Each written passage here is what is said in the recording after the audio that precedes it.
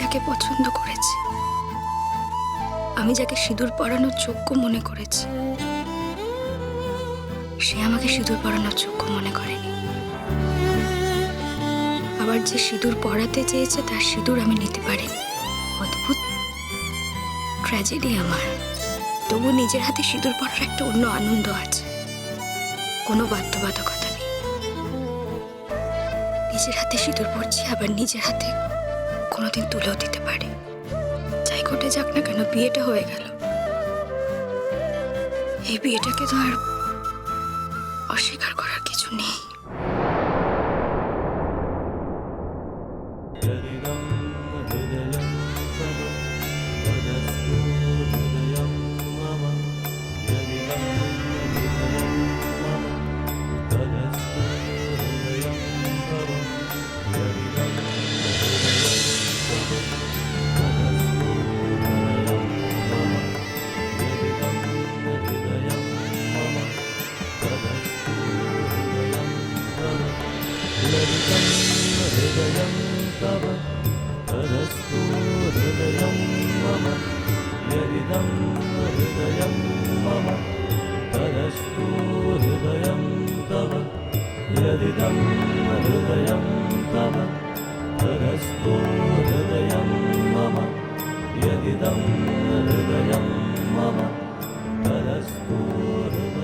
এত বিয়ে দিয়েছি, সংখ্যায় প্রচুর হবে, কিন্তু এমন বিয়ে তো আমি দেখিনি।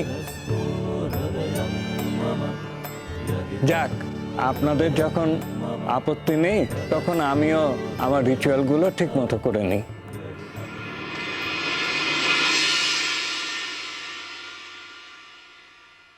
যাক, জীবনটা বড্ড দ্বিধা বিভক্ত হয়ে কাটছিল। জীবন জুড়ে একটা দোটানা ছিল, এই ভালো হলো। আর সত্যি তো যে বাচ্চাটা আসছে সে তো আর কোনো অপরাধ করেনি। ইনফ্যাক্ট শিরিনও কোনো অপরাধ করেনি। আর হ্যাঁ, একটা কথা অবশ্য বলতেই হয়, সব থেকে নিরপরাধ তুমি ছিলে গুড্ডি।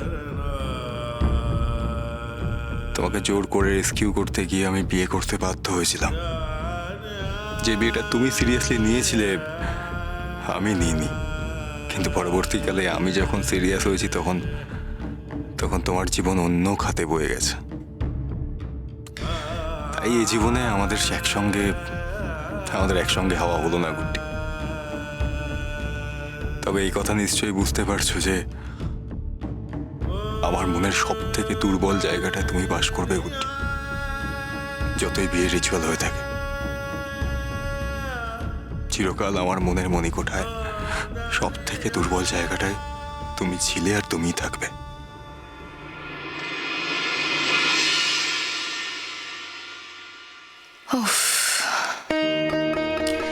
এতদিনে আমি শান্তি পেলাম। এই যে কি গভীর শান্তি তোকে আমি বোঝাতে পারবো না রে গুড্ডি। আর বাচ্চা হওয়ার খবরে অনুজও বদলে গেছে। এই অনুজকেই তো আমি দেখতে চেয়েছিলাম। কতদিন পরে সেই অনুজের দেখা পেলাম আমি। আচ্ছা, এবার বাসর ঘর জাগার নিয়ম আছে তো? হ্যাঁ, আমাদের বাসর ঘর জাগার নিয়ম আছে। তোমরা যাও, এবার বাসর জাগো, আমাদের এবার ছুটি। মিঠি এবার সব দায়িত্ব নেবে। হ্যাঁ, ওমা, মিঠি কেন? আমার মেয়েও তো আছে। ও তো এই বাড়িরই বউ নাকি? মিঠি আর আমার মেয়ে দুজনে একসাথে সামলাবে। আমার কথাটাও ভুলবেন না, আমি এতক্ষণ এখানেই ছিলাম, এখানেই থাকবো। না না, তুমি তো ঠিক আমাদের স্তরে পড়ছো তো, সেই জন্য আর কি। না, পড়ছি না। শিং ভেঙে বাছুরের দলে আমি অনেকদিন আগেই ঢুকে গেছি।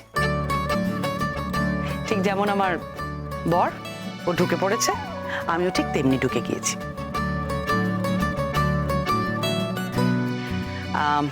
তাই এখন আমরা সবাই মিলে বাসর জাগব। কি গুড্ডি, গান বাজনা হবে তো? হবে তো। আজ এত আনন্দের দিন, বাড়িতে একটা উৎসব, গান বাজনা হবে না?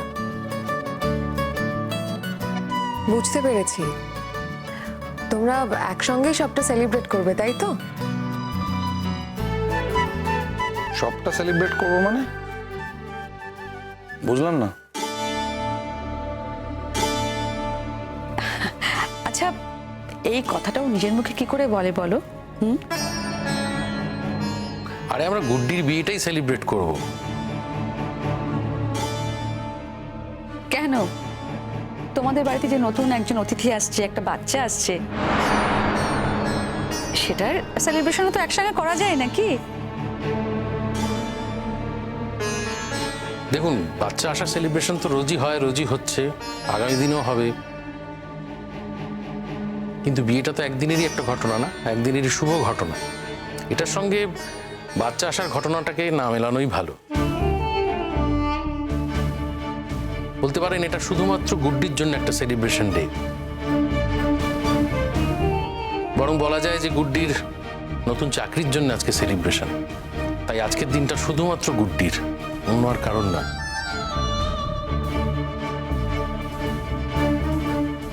গুড্ডির তো এখন বিরাট বড় ব্যাপার, ওর বিরাট বড় কাজ। আর ট্রেনিং করার পর ওর যখন পোস্টিং হবে তখন ও কত বড় বাংলো পাবে, কত লোকজন। এখন নির্ভর করছে কোথায় ওর পোস্টিং হবে। বিরাট বড় চাকরি তো যুধাজিৎ, তখন তুমি কি করবে? আগে পোস্টিং হোক, তারপর দেখব। জিৎ আর কি করবে? ওর তো হসপিটাল আছে, ও ডাক্তারি বাদ দিয়ে তো গুড্ডির ওখানে গিয়ে থাকতে পারবে না। ছুটি ছাটায় যাতায়াত করবে জিৎ।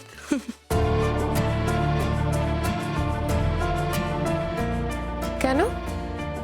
বিয়ের পর কি ওরা একা একা থাকবে নাকি? তাছাড়া আর কি করবে বলো শিরিন? তুমি কি বলছো যে আমার ছেলে ডাক্তারিটা ছেড়ে দেবে? তা কখনো হয়? না না, তা কেন? মানে গুড্ডির যেখানে পোস্টিং হবে ও সেখানে গিয়ে ডাক্তারি করবে। থাক না, এত দূরের কথা কেন ভাবছেন? আপনি বরং আপনার জীবনটা নিয়ে ফোকাস করুন।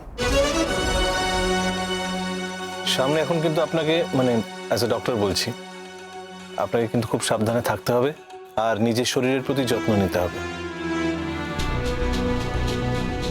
সে আর কি বলবো, খবরটা শোনার পর থেকে অনুজ যা করছে, পারলে তো আমাকে তুলোর মধ্যে মুড়ে রাখে। এক মুহূর্তও নজর ছাড়া করছে না। কিন্তু ওর তো কাজকর্ম আছে, বলুন, মানে এরকম করলে কি চলে?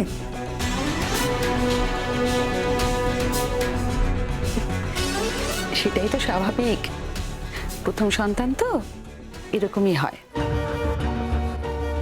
তোর সময় তো তোর বাবাও এরকম করতো। ঠিক আছে ঠিক আছে, এখন ওদের যেতে দাও, ওরা বাসর ঘর যাবে। ভালো থাকিস রে গুড্ডি। জীবনে তোর উপর দিয়ে অনেক ঝড় ঝঞ্ঝা গেছে, তুই নিজেও অনেক ভুল করেছিস। সেগুলো পারলে এবার সংশোধন করে নিস।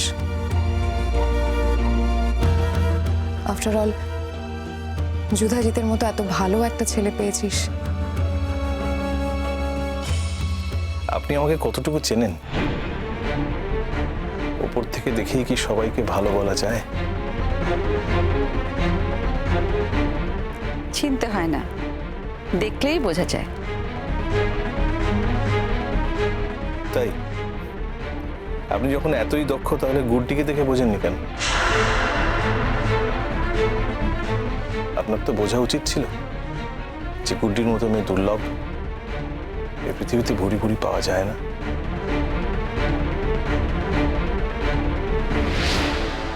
ওর মতো মেয়ে একটাই হয়।